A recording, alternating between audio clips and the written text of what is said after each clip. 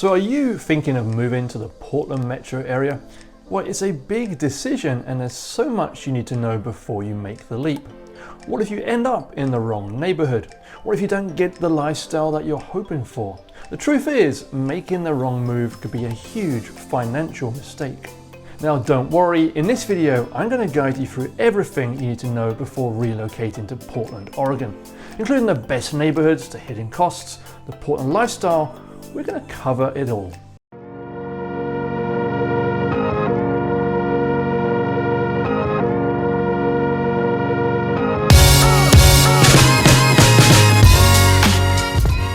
So hello, I'm David Backholer, your Portland real estate broker, and I've helped many people make a smooth transition to their new Portland home.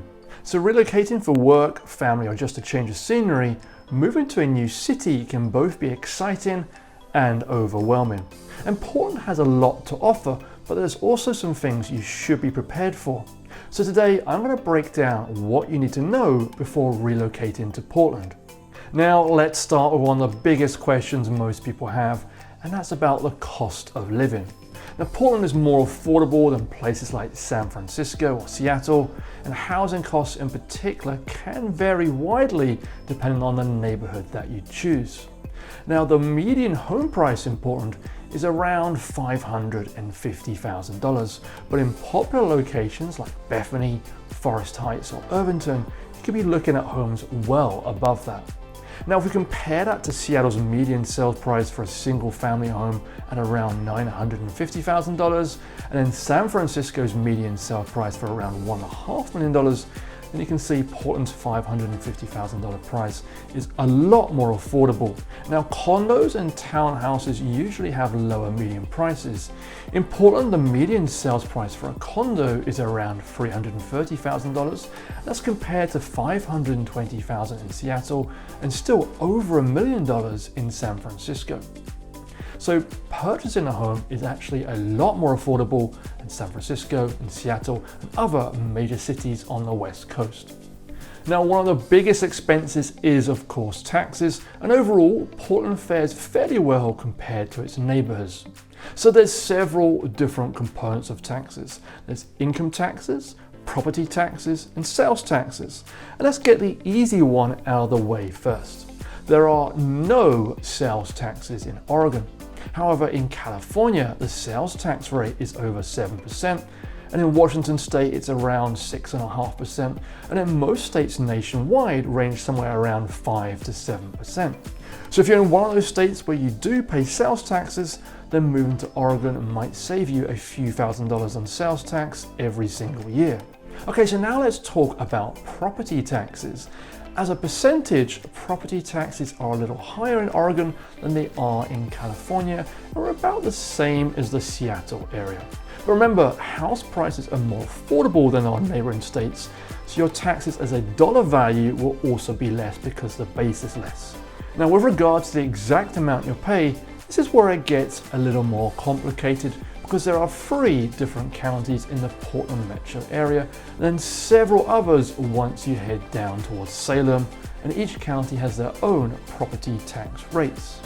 Now Multnomah County, which covers downtown Portland and then most of East Portland, is slightly higher than Washington County and Clackamas County, and it's covered the west and south respectively. In fact, I've worked with several clients in the past who prefer to stick with Washington County for this very reason. This would cover places like Bethany, Oak Hills, and Beaverton. Now to give you an exact idea on what you could expect to pay, if you bought a house for around $650,000 for a 3-bedroom, 2-bathroom, 2,000 square foot property in Multnomah County, your property taxes might be somewhere in the region of $6,000 a year, and of course that is going to vary. Now every property is different based on its assessed value, so when we're working together looking at homes, I'm going to let you know what the property taxes are so you'll understand for the specific home and what that means for your budget. Now it's important to factor in these costs when planning your move, and if you want to break down specific neighborhoods and their pricing, feel free to reach out to me and I'll help you find the right area that fits your budget. Okay, so let's move on and talk about how to find the right neighborhood. And when it comes to relocation, it's all about finding the right vibe for you. Now, each area has its own unique character, and it's important to find a neighborhood that matches your lifestyle. Now, if you're looking for a walkable, urban environment, then the Pearl District might be right for you. For a quieter, more residential vibe, Eastmoreland, Irvington, Laurelhurst could be a better fit. Forest Heights offers beautiful homes and a slower pace of life with some fantastic views. The Alberta Arts District is known for its artsy, quirky vibe, while Multnomah Village gives you a small town charm with easy city access. Now, it's important to keep in mind that there are 95 different neighborhoods in Portland, each with a different set of amenities. We have stunning historical homes here. We have beautiful modern condos in the south waterfront area. And we also have homes up on the hills with beautiful views. The list is fairly endless, so it's important you spend some time thinking about what vibe you want. Now, if you're not sure which neighborhood is right for you, feel free to reach out to me. I'll be able to help you figure out what is the best place for you that matches the vibe you're looking for. Okay, so if you're thinking about moving to the Portland metro area, you probably have questions or even concerns about the weather. Now, Portland is known for its rainy seasons. If you're coming from a sunny climate, it might be a bit of an adjustment. From late fall to early spring, you can expect grey skies, plenty of drizzle, with the annual rainfall averaging about 36 inches. But here's the thing, the rain is what keeps Portland so green and beautiful. Plus it creates a real cozy, laid-back vibe that many people will love. You just need to invest in a good rain jacket and learn how to embrace the outdoor activities that makes Portland great all year round. Now, in terms of snow, realistically, you might get 2 or maybe 3 days a year where it settles on the ground. And when it does settle, it usually melts within a few days. Now, if you're not particularly comfortable driving in the snow, you may be better off considering moving to the east side of the Willamette River. This area tends to be a little flatter and easy to navigate. In the west side of Portland, you will find it to be a little bit more hilly, and driving can be a little tricky when it comes to the snow. Now, personally, I don't mind the snow. It doesn't really stay on the ground long enough for it to impact me.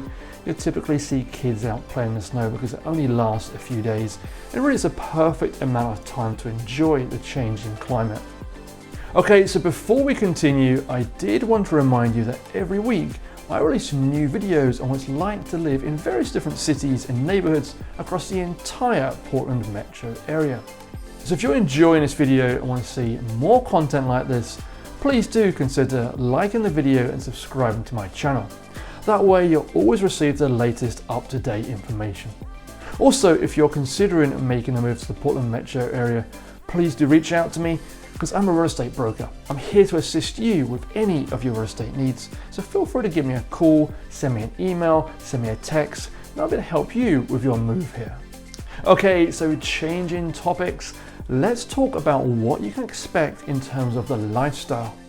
And one of the things that sets Portland apart is its unique lifestyle. Portland is a city that embraces sustainability and community and then local culture. Now, you've probably already heard about the eco-friendly farmers markets, vibrant street art, and incredible local food scenes. Now, what many people don't realize is just how laid back the pace of life is here. There's a real emphasis on the work-life balance, and that's reflected in the culture. People take their time to enjoy the weekends, get outdoors, and support local businesses. And on the topic of getting outdoors, the outdoor recreation is amongst the best you can find. Portland is surrounded by some of the most beautiful natural landscapes in the country. From hiking in Forest Park in the Columbia River Gorge, to skiing on Mount Hood, to some of the very best beaches just over an hour away, there's no shortage of outdoor activities here.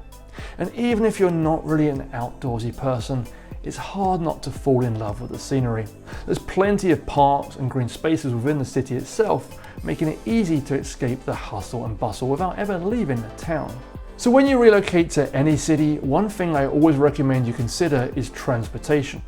Portland has a reliable public transit system, including buses, light rail, and streetcars.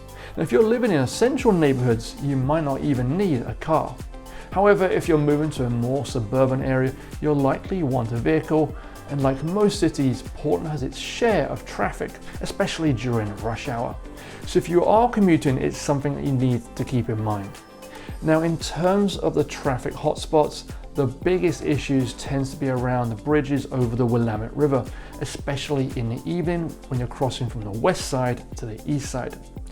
Now, I lived in the California Bay Area for over a decade, and crossing the Bay Bridge there in the evenings was always a nightmare. Here in Portland, the traffic is nowhere near as bad as that, although you may need to factor in a little bit extra time to get home in the evenings. Now, if you don't want to be dealing with a commute, then you may want to consider living on the same side of the Willamette River that you're going to be working. From cost of living to neighborhood vibes, outdoor recreation, there's a lot to consider. But with the right information and guidance, your move to Portland can be a smooth and exciting new chapter in your life. Now, if you still have questions about what it's like to move to Portland, reach out to me. I've helped many people relocate here, and I'd love to help you too. So thanks so much for watching. I look forward to seeing you again in the next video.